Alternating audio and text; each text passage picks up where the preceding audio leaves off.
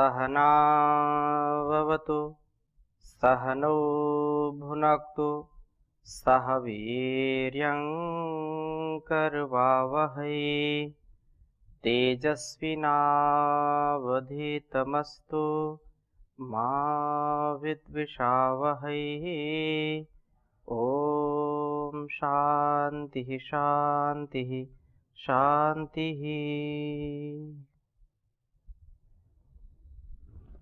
वेदों में मन का स्वरूप इस स्वाध्याय की कक्षा में आप सभी श्रोताओं का, दर्शकों का हृदय की गहराइयों से हार्दिक स्वागत है, अभिनंदन है। वेदो अखिलो धर्म मूलम, वेद सब सत्य विद्याओं का पुस्तक है। वेद का पढ़ना, पढ़ाना, सुनना, सुनाना तथा अपने आचरण में लाना हम सभी श्रेष्ठ जनों का, आर्यों का, भद्र पुरुषों का परम कर्तव्य है।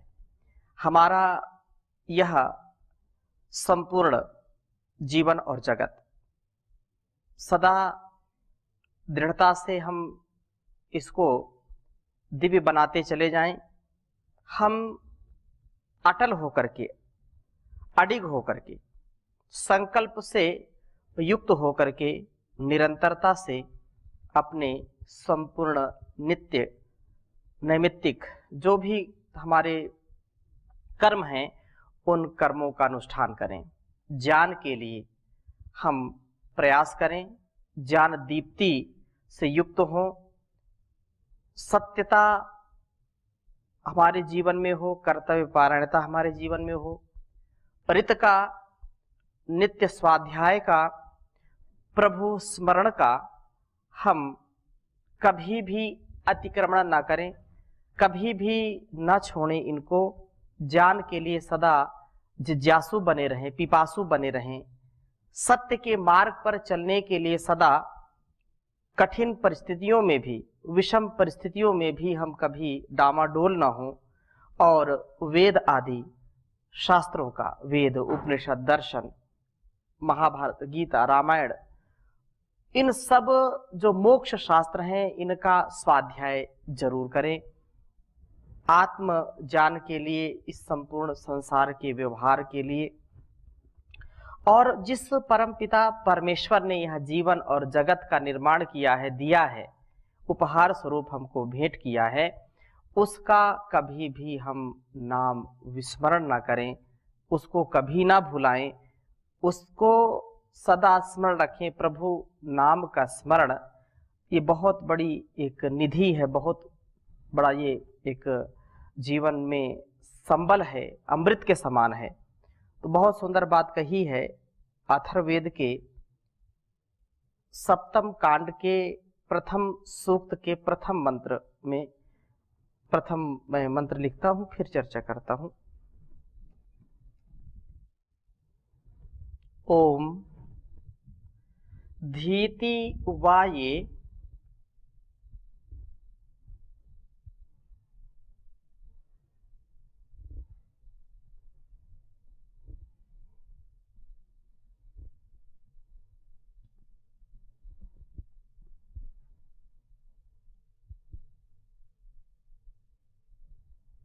धीति वा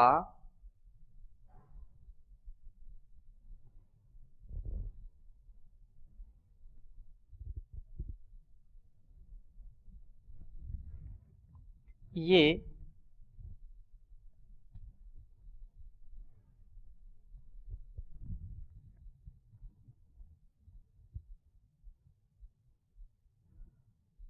अनयन वाचो,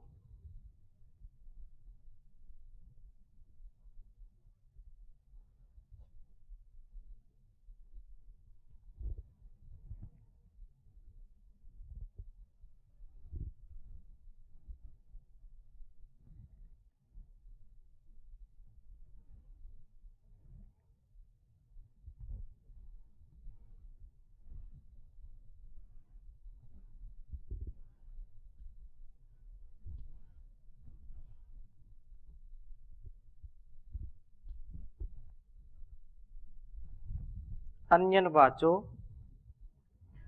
अग्रम मनसा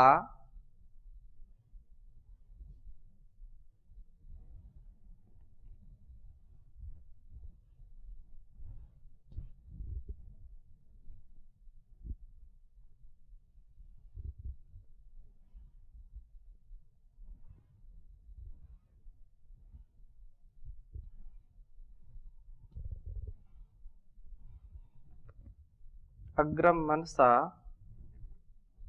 व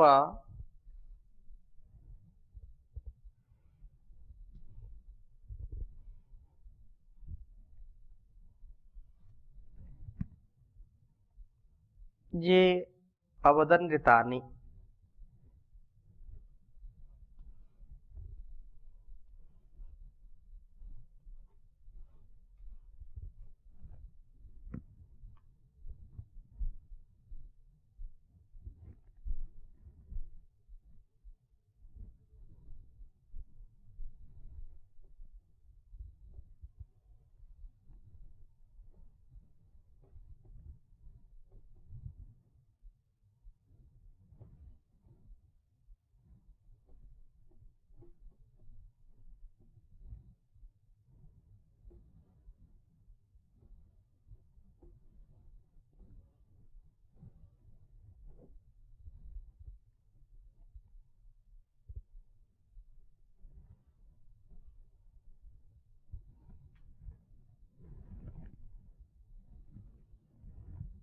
अवदनृतानि तृतीयेन ब्रह्मणा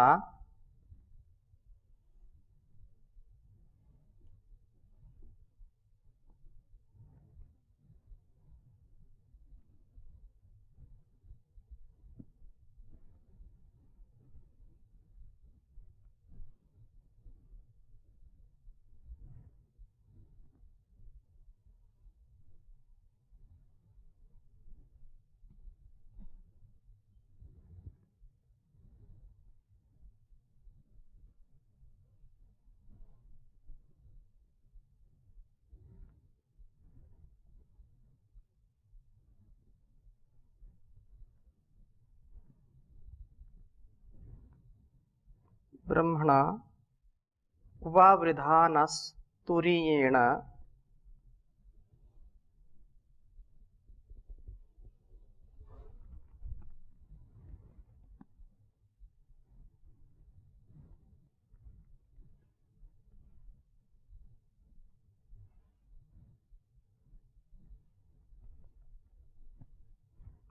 वावृधा न वावृधानास्तुरीयेण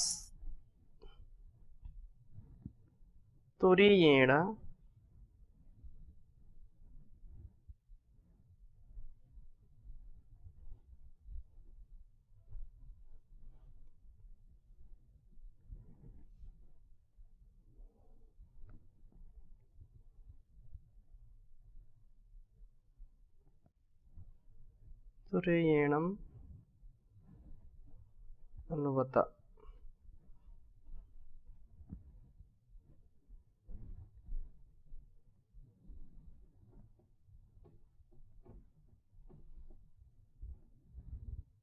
नामधेनोः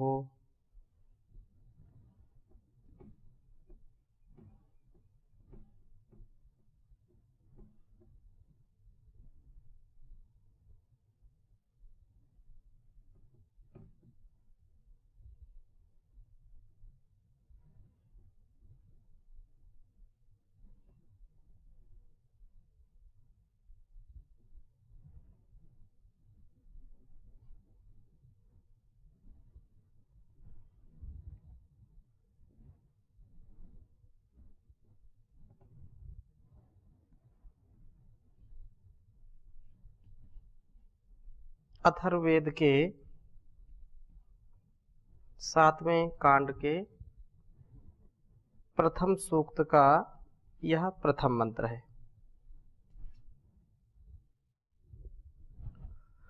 ओम धीतिवाये अनयन्वाचो अग्रम मनसा वाये अवदनृतानि तृतीयेन ब्रह्मणा वावृधानास्तुरेण मन्वतनामधेनोः।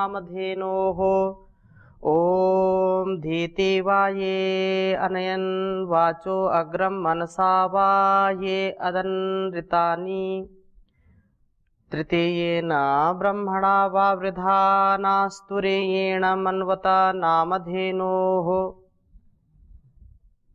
बहुत सुंदर बात है इस वेद मंत्र में। ऋषि अथर्वा है, ब्रह्मवर्चस्व कामा, देवता आत्मा है, छंद त्रिष्टुप है।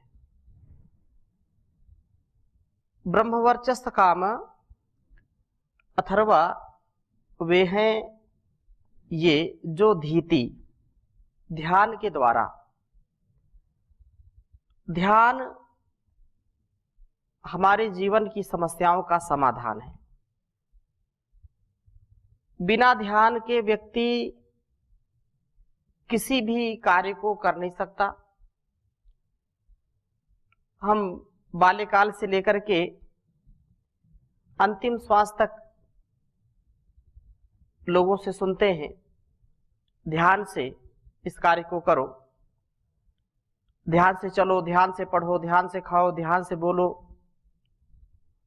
अर्थात जो जागरूकता है, जो सात्विकता है, जो दृढ़ता है,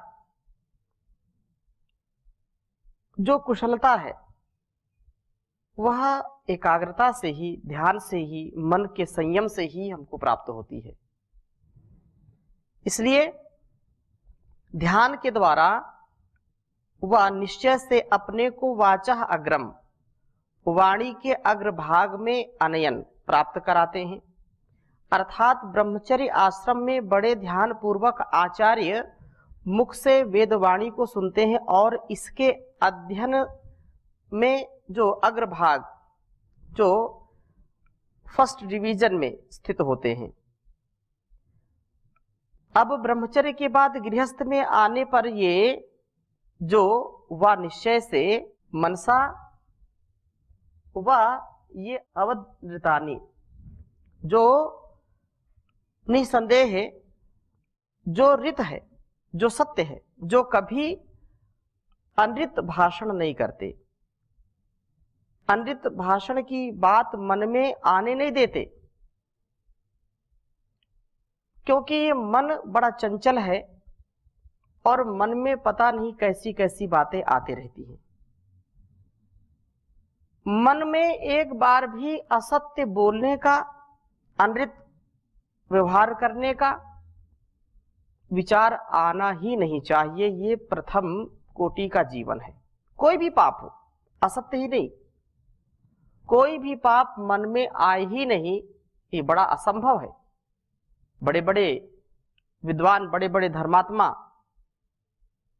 भी भटक जाते हैं मन के बहकावे में आकर के। मन को निर्मल बनाने का, मन को संयम में लाने का, मन को नियमन में रखने का जो प्रयास करते हैं, पुरुषार्थ करते हैं, वही वास्तव में ऋषि कल्प बन जाते हैं।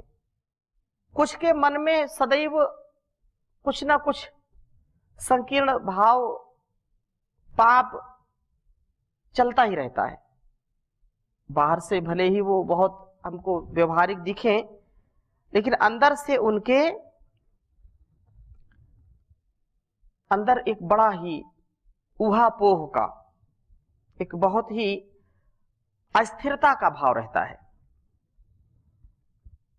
लेकिन जो स्थिर हैं, जो अथर्वा हैं, जो डगमग नहीं होते, वे सदा उत्तमोत्तम जीवन जीने का प्रयत्न करते हैं और मन में कभी एक बार भी झूठ, असत्य का, धोखाधड़ी का भाव लाते ही नहीं है।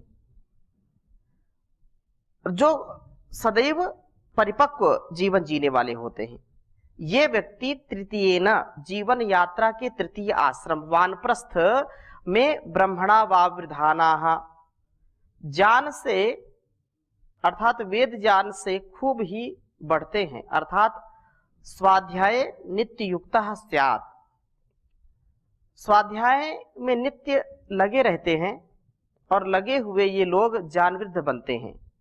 तथा तुरेण, जो चौथी अवस्था है, चौथा आश्रम है, उसमें संन्यस्त होकर के धेनु हो, सब कामनाओं को पूर्ण करने वाले कामधेनु रूप प्रभु के नाम अमन्वता, नाम का मनन करते हैं।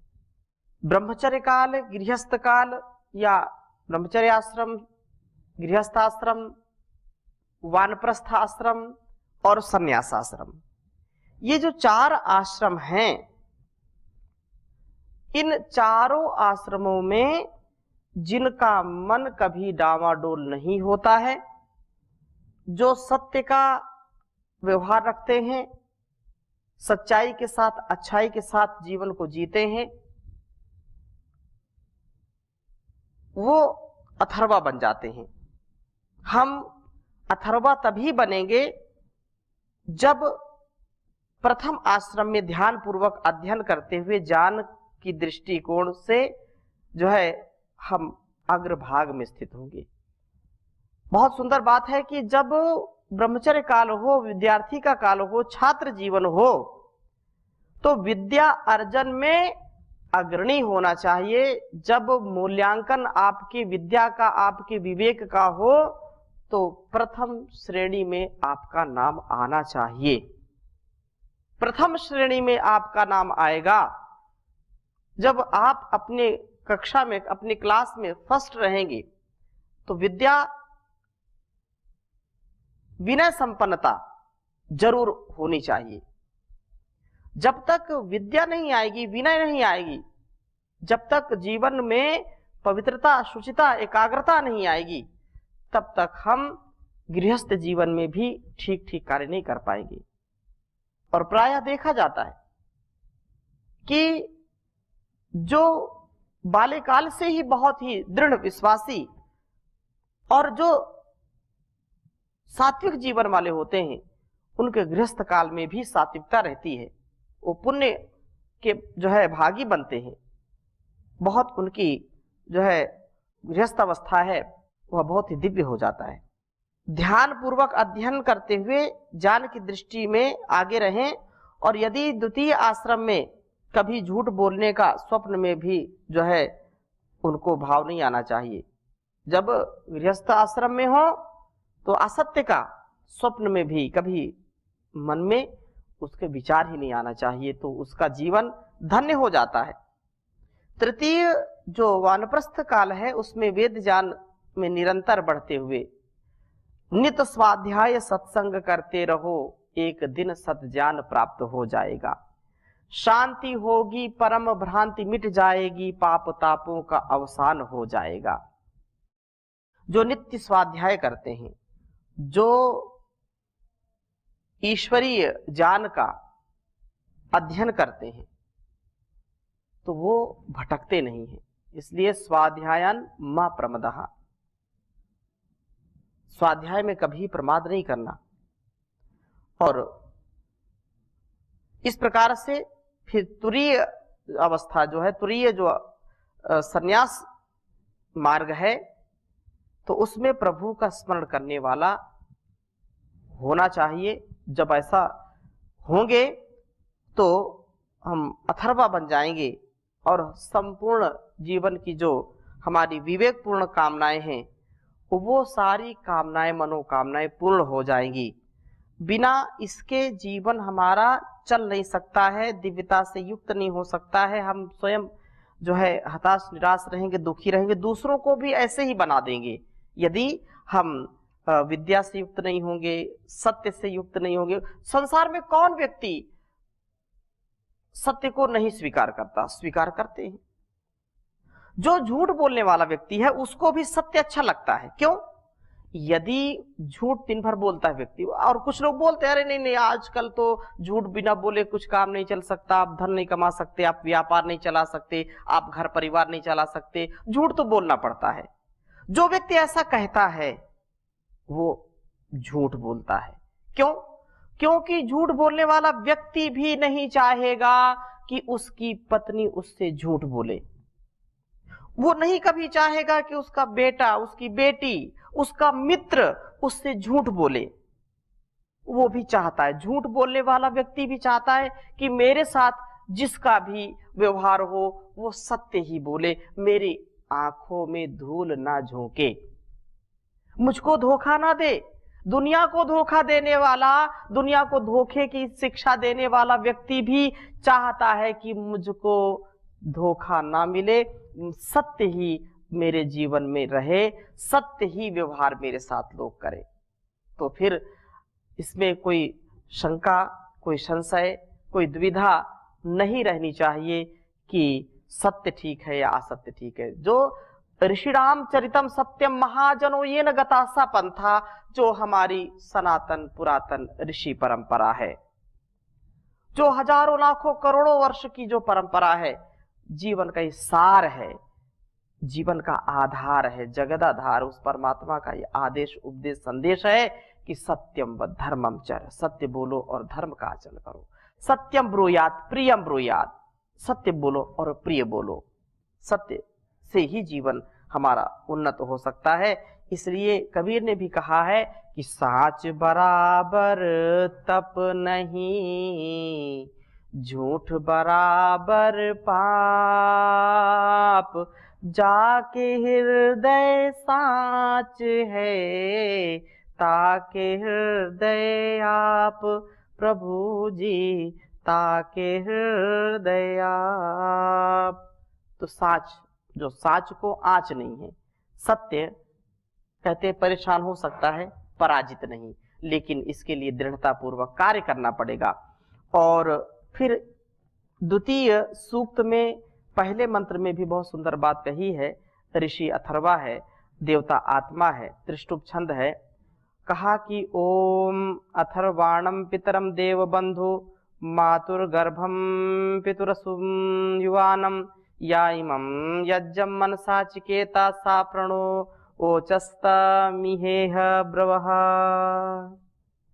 कहा कि जो अथर्वा है, अथर्वा वही प्रजापति, गोपथ ब्राह्मण का यह वचन है, ना डावाडोल होने वाले स्थिर इस प्रभु को यह जो मनसा चिकिता, मनन के द्वारा जानता है, मन की जो है लगन के द्वारा जानता है, तो वह तू न प्रभुचा, हमें उस ब्रह्म का उपदेश कर। तब उस प्रभु को यह ब्रवाह, यहाँ इस जन्म में ही, इस जीवन में ही, इस जगत में ही, जन्म में ही उपदिष्ट कर। चूंकि यह चेद अवेदित सत्यमस्ति, न चेद यह वेदिन महति विनष्टि, भूतेषु भूतेषु चित्तधीरा प्रेत्यस्मात् लोकात् अमृता भवन्ति। इस जीवन में यदि हमने उसको जाना, जीवन की सार्थकता है, और नहीं जाना तो महान विनाश हो जाएगा, ये महान विनाश ही है। तो इस जन्म में ही प्रभु को जान लिया तब कल्याण है, अन्यथा कल्याण संभव नहीं है। उस प्रभु को उपदिष्ट कर, जो पितरम सबका रक्षण करने वाला है, देव बंधुम देववृत्ति वाले व्यक्तियों को अपने साथ बांधने वाला है, तो वह जो है मातु गर्भम, इस मातृभूत पृथ्वी के अंदर व्यापक है। पितु असुम, इस द्युलोक पिता को जो है, पिता की प्राण शक्ति है। द्युलोकस्थ सूर्य की किरणों में प्राण शक्ति को स्थापित करने वाला है। युवानम, सदा युवा है, अजरामर है, अथवा यु मिश्रणयो हो, बुराइयों को पृथक करने वाला है, अच्छाइयों को हमारे साथ मिलाने वाला है। यज्जम, पूजनीय, संगतिकरण योग्य व समर्पणीय है। ब्रह्म का जाता पुरुष हमें इसी जन्म में ब्रह्म का उपदेश दे, और उपनिषदों के इस उपदेश का हम अपने जीवन में जो है आचरण में उसको उतारे, तो निसंदेह बहुत सुंदर होगा। आगे और हम चर्चा करेंगे, अभी यहीं पर विराम लेते हैं। ओम शांति शांति शांति।